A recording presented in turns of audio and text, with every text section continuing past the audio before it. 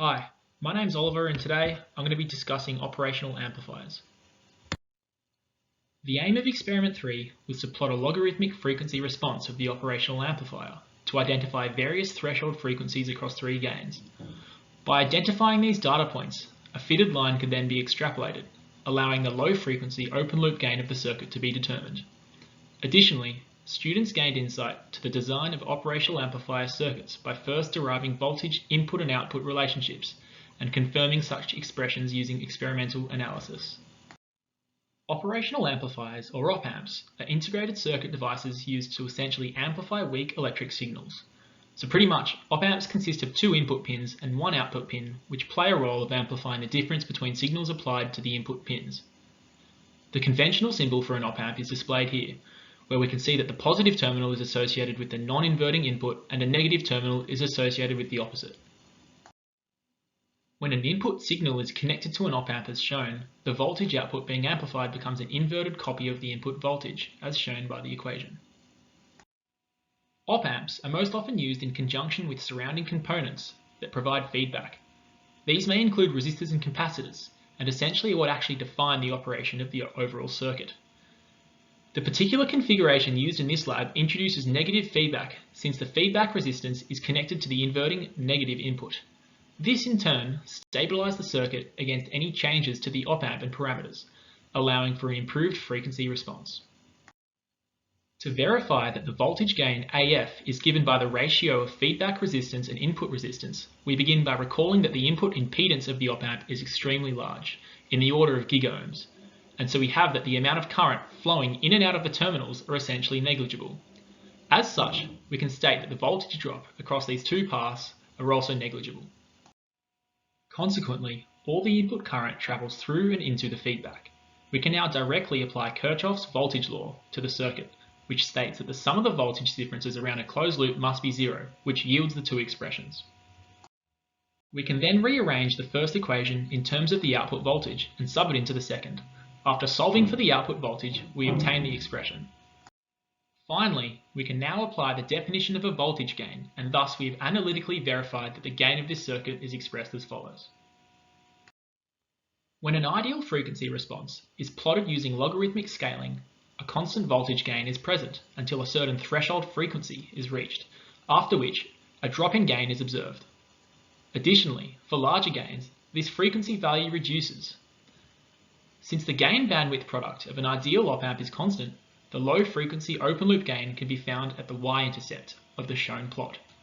For reference, a typical UA741 op-amp used in this experiment has an open loop gain at approximately 10 to the 5 to 10 to the 6. First, the provided oscilloscope data was imported and the voltage gain for each time step was obtained by dividing the output, channel 1, by the input, channel 2. Then, the average function was used to calculate the total mean of this cell array.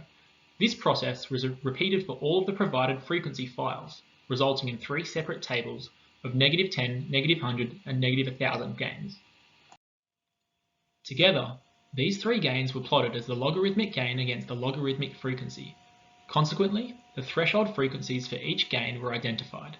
The data points beyond this threshold were split up into 3 separate plots, and the Linus function in Excel was used to determine the y-intercept and associated error for each gain.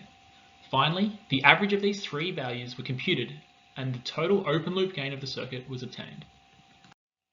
For section B, Excel was used to visualize and compare the input and output voltages against time.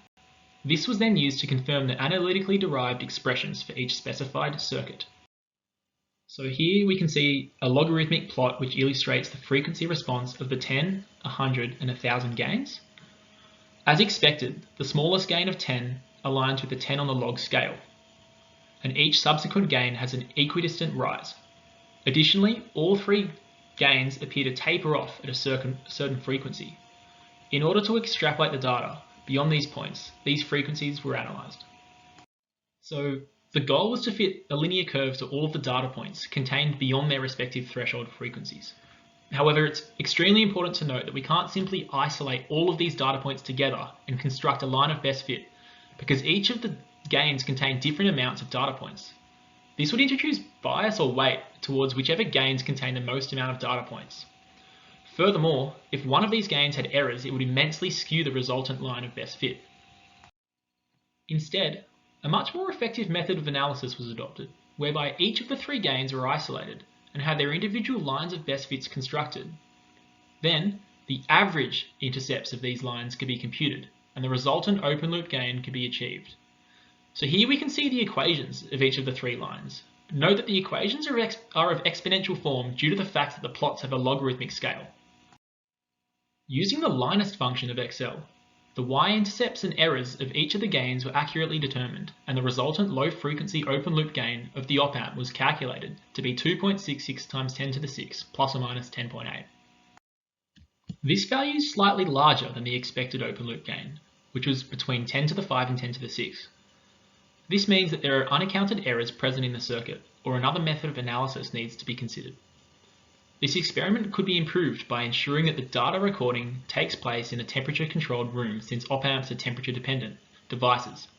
Additionally, repeating this experiment for a larger amount of gains would further reduce the effect of outliers during the extrapolation process.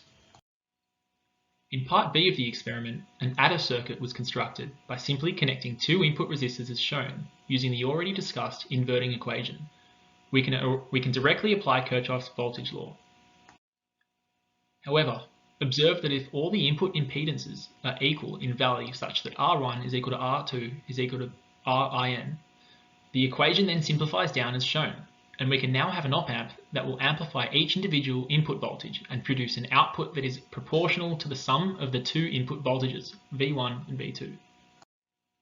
This was experimentally verified and can be variously visualized in Excel. So, in grey, we have a sinusoidal AC input signal, and in yellow, we've got a fluctuating constant DC signal. And as expected, the output resultant of these two is an orange combination of both. It follows a general sinusoidal path but also fluctuates in accordance with the DC input signal. It's also important to note that as expected, we can see that the output voltage is inverted as defined in the derived formula. Again, this is due to the fact that the resistors are connected to the negative inverting input terminal. A differentiator circuit can be constructed using a capacitor and a resistor arranged as shown. To begin, we simply apply Kirchhoff's current law, since we know that the current flowing through the capacitor must equal the current flowing through the resistor. Using the fact that the voltage drop across the capacitor is nothing else but the input voltage, we can sub in our known values for IC and IR. Finally, after rearranging for the output voltage, we observe that the output voltage is proportional to the rate of change of input voltage with respect to time. And so graphically we can confirm this by very easily recognizing that the output voltage in orange is simply the inverted gradient of the input voltage in yellow. The same exact circuit analysis can be applied to an integrating circuit, where instead the locations of the capacitor and resistor are reversed. Again, applying Kirchhoff's current law, we obtain the following expression. Rearranging for dV and integrating both sides, we observe that the op-amp integrator circuit produces an output voltage proportional to the integral of the input voltage, from which we can clearly see that the integral of the flat yellow input voltage produces an inverted sloped result, as expected. For example, we observe a flat positive input voltage, which in turn creates a negatively sloped output voltage. Op-amps are useful for many applications ranging from voltage buffers to analog filters. Furthermore, they are a great tool to study elementary circuit analysis and understand how various apparatus operate in conjunction with it. Thank you for listening to my presentation.